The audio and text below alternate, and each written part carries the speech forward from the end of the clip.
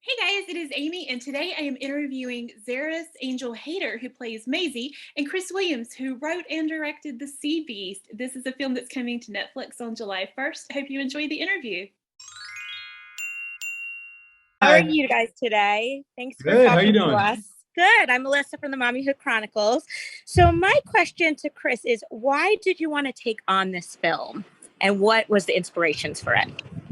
I think it's been something that has been inside of me my whole life. When I was a kid, I loved the stop motion fantasy films, the Sinbad movies, all the Harryhausen films. I loved the 70s version of King Kong was my King Kong. I Yep. love that movie. Love Raiders. I love Lawrence of Arabia, Clash of the Titans, all that stuff where characters leave the known world, venture out of the unknown. And so there was always this nagging voice that got louder and louder over the years that said, wouldn't it be cool to try to make something like that, a big sweeping epic adventure in animation? And eventually the voices got so loud I just couldn't drown them out anymore, and I had to go for it. And I suppose the rest is history. Congratulations, Chris. I love this movie so much. We watched it last night. Awesome. And I had a question about the character development. How do you help your characters or actors get into their personalities in character? Well, that's a really good question. I'd love to get also Zaris's thoughts on that. I think one of the things that is very different between animation and live action is, obviously in live action, generally you'll have the actors together in their costumes and their sets, and they really get a sense of the place and the moment that they're creating together. In animation, they don't have the benefit of those things. It's generally just them in the room, and they'll be asked to go from teleport from one place to the next, one emotion to the next.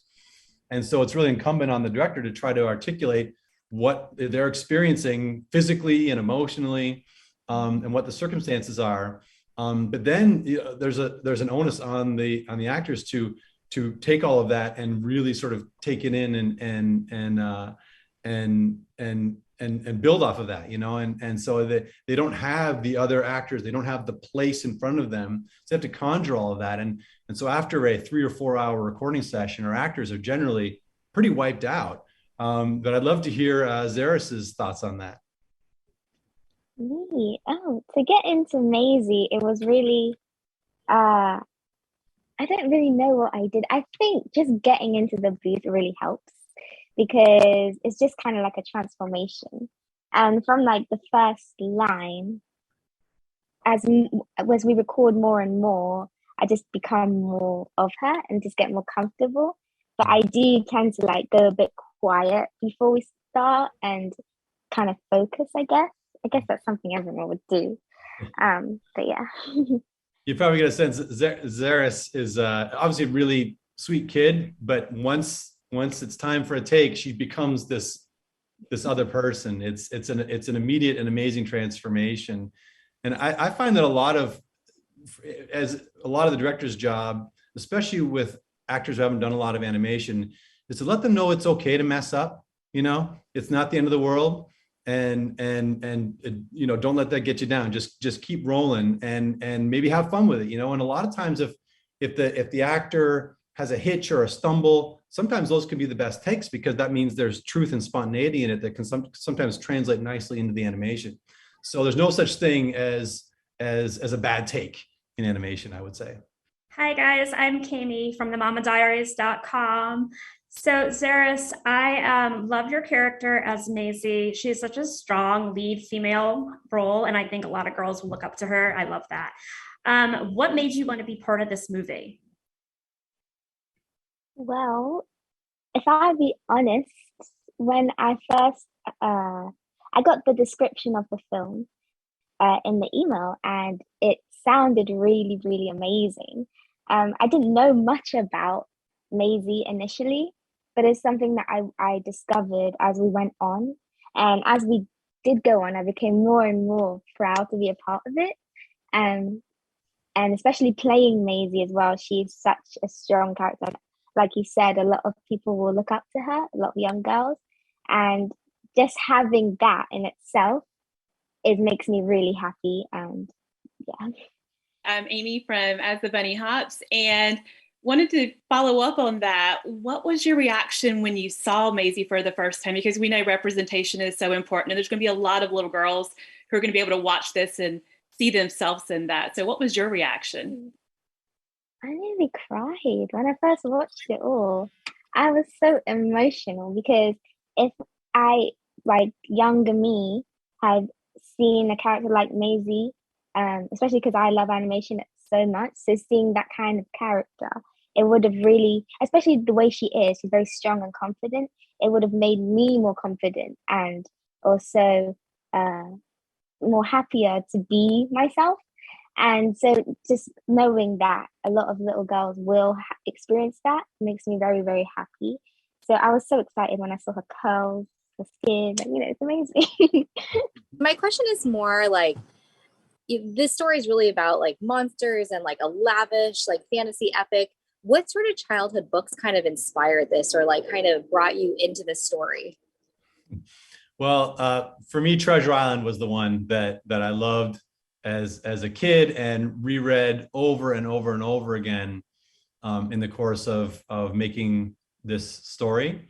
It really just helped take me to that place, and there's sort of there's that personality to the language that I really want to try to capture in the film. So that was the one. And I remember when I was a kid, there was no internet when I was a kid. So the library was my internet, and we would go to the library, and I kept checking out this same book over and over and over again. It was just called Pirates. And I can really picture the cover of it very vividly. There was this big swashbuckling pirate hanging off the side of the ship. And I would, as a ritual, I would go right to, I knew where that book was in the library. I would go and I would retrieve it and check it out. And then probably, a few more books, but always that one. So there was always this fascination with seafaring folk when I was a kid. How did you come around with to creating the looks and, giving them the specific looks for the monsters? Oh, well, that is a months-long process, maybe years-long process of back and forth with our designers. A lot of people may not realize how much research goes into it. A lot of times we'll spend a lot of time looking at marine mammals and looking at video of mammals. We looked at a lot of walruses and seals and whales and killer whales. We looked at a lot of, we specifically looked at seals and walruses because we needed to create creatures that could be on sea and land, but were more comfortable in the water. And so what does that do to their physiology? And we really try to take that seriously, because if it feels like the anatomy is fudged or wouldn't work, the audience senses that, especially when the rest of the world feels so plausible and realized, and that the physics and the gravity all kind of make sense. So you can't just kind of draw whatever you want. It has to make sense in this world. And so I meant one specific thing is that the creatures that go underwater have to be fairly frictionless in their design, right? So they have to be very streamlined. So that was a big part of it. So that's always a given. It has to feel plausible and feel like it makes sense. And then beyond that, we invite our designers to get imaginative and oftentimes design for a personality. And we wanted our main character, our main monster, Red, to feel like she was the queen of the beasts, and so we would look at animals like lions and tigers that sort of had that majesty to them and that almost a feeling of wisdom to them. Or we'll design to the moment. If it's a particularly fun moment or a more intense, scary moment, we'll design accordingly. Maisie is fearless, adventurous, and she's spunky. Do you think that you have any characteristics similar to her? Well, I definitely say not from the completely fearless side. I think that's something I'm working on. I struggle with anxiety, so it makes things like that really difficult. So definitely not in that way, but Maisie, I'd say one thing I'm similar to is I think it's her passion for things that drive her to do things no matter what the outcome is. And I'm very passionate, and like when she loves something, she really loves it. And that's the same with me. So I'd say similar in that way. So there's similarities and then there isn't. I think just to follow up on that, there was an amazing transformation that I would watch happen where Zaris would come in and be her very sweet self, and then when whatever the moment was, she would become that moment. She's obviously a great person, a great kid, but very, as she said, passionate about her acting, and she can sing and dance and act, and she is really driven towards that. It's not something that's passive for her. It's something that's really important to her. And so I think some of that drive and passion, it was easy for her to tap into that and give it to Maisie. Thank you. Can't imagine the character without Zaris-Angel performing it. It would be, when someone really nails a performance where it's impossible to imagine anyone else doing it. That's what we have in this movie. So I was wondering if you did any sort of research, whether it be like piracy or mythology, to prepare for the story. Yeah, we did a lot. We really wanted the world to feel big and immersive and complete. And we wanted to feel like it had a history. And for this movie, more than anyone I've worked on in the past, the experience of being in the place was going to be a big part of the experience of watching the movie. So I would cite things like Game of Thrones or Lord of the Rings or Blade Runner as movies that had a very, or shows that had a sense of a really complete and realized world with a history. So that meant we had to know our stuff. And so we went to visit maritime museums, and I got to tromp around on ships and pull on ropes and try to understand how they work. And our teams got to understand how these ships function as far as the practicality of it, but also just how the crew functions, the organism that is the ship and the crew together, how that all works. And we had an amazing consultant in Gordon Lacko, who was the consultant on Master and Commander, which is cited as one of the most authentic representations of life at sea that's ever been on film. And so he is very knowledgeable. So I could turn to him and ask him pretty much anything, like how the ships work or what the language would have been, things like terminology and even sometimes the flavor of the dialogue he was helpful with.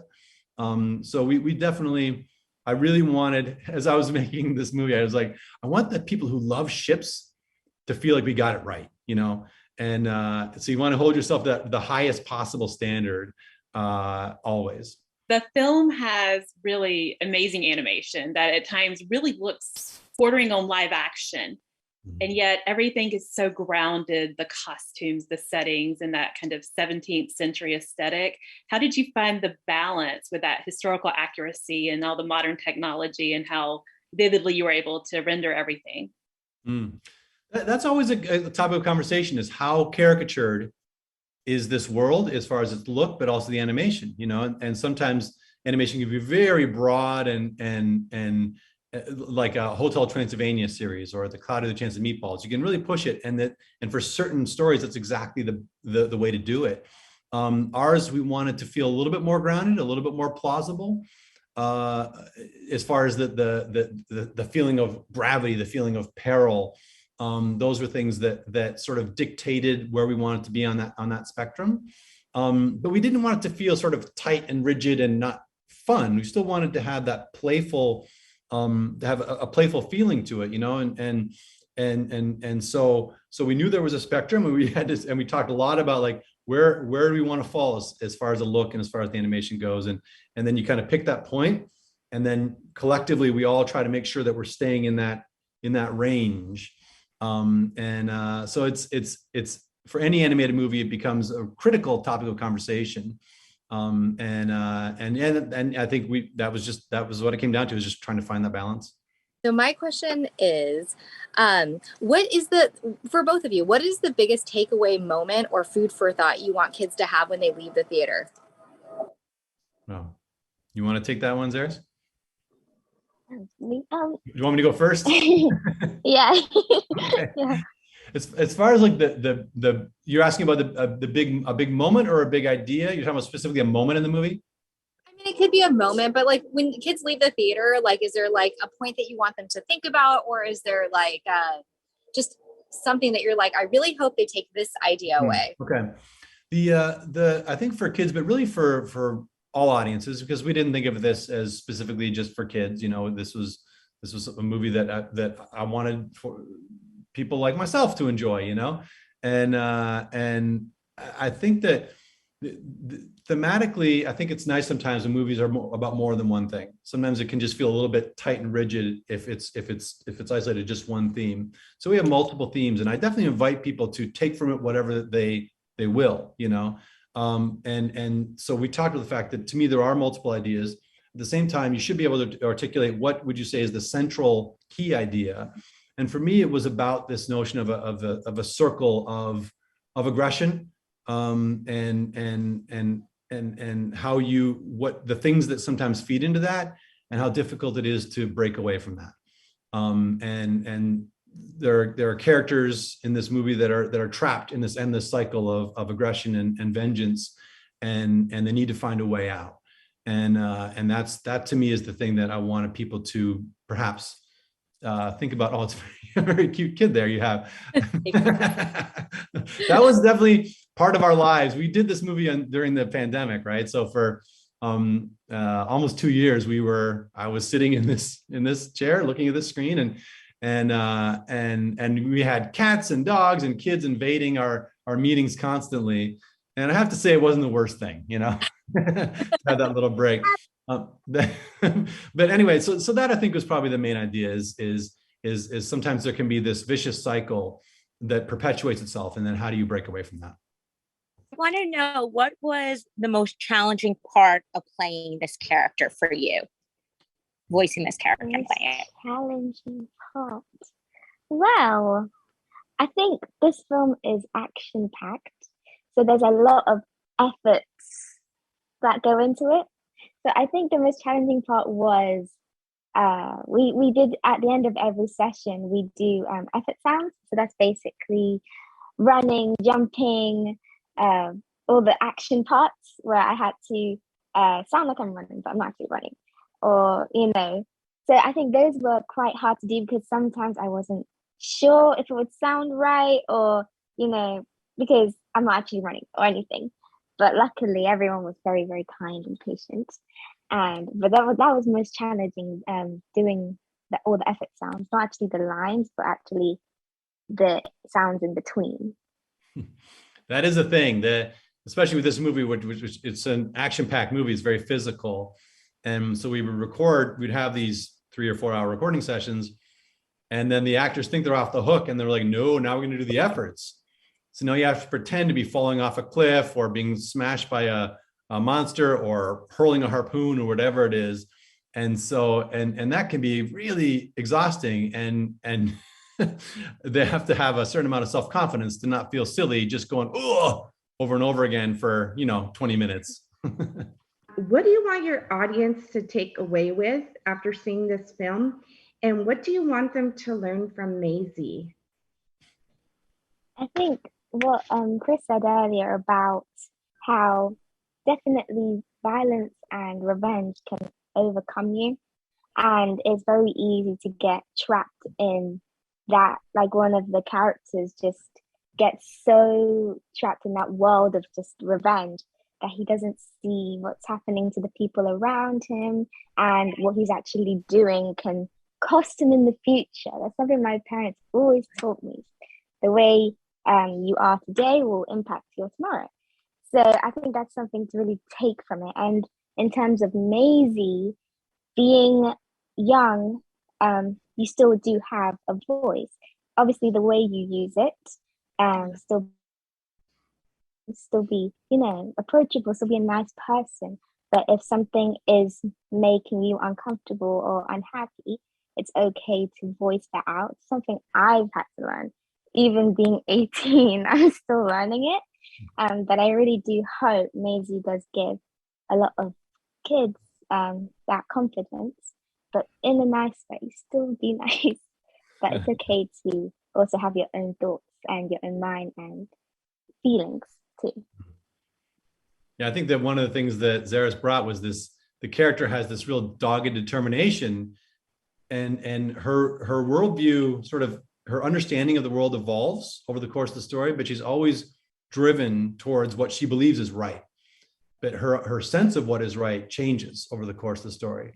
And because she's the youngest, there's sort of 3 generations of hunters in this movie, and she's the youngest of the of the three generations. She represents the younger generation that's a little bit more nimble, perhaps, in her thinking and able to adapt to the facts on the ground more readily than some of the other ones. And so I love that Zaris was able to bring that to the character. This idea of this absolute certainty that she needs to propel herself towards the right thing. So you've created all these characters and everything. Do you have a favorite sea beast or a favorite character that you're able to relate to? Well, I really was happy with how Red turned out from a pantomime perspective. You know, we didn't want to anthropomorphize Red too much. We didn't want to just make her behave like a human. And yet you needed to be able to understand what she was thinking and how she was feeling over the course of the story. And so I really like where that even though it was sort of contained as far as an acting approach for Red, I think it was nice that people were able to really empathize and connect with her. As far as the characters go, I'm always driven to a dynamic between two characters, because no character is interesting just sitting in a room by themselves, right? So you're always thinking like, how do these two characters, how are they foils for each other? How do they bring out the best in each other? And so for me, the dynamic between Carl's character and Zaris's character, Jacob and Maisie, that was the thing, you know, like they had to be great together.